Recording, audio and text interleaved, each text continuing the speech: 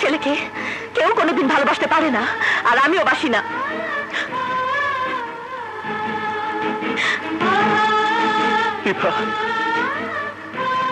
তুমি আমাকে বলছো চরিত্রহীন লম্পট? তোমার কি মাথা খারাপ হয়ে গেছে?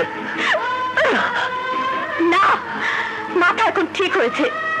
এতদিন আমার মাথা খারাপ ছিল, তাই বুঝিনি আকাশের চাঁদের সাথে মাটির কোনো মিল হতে পারে না।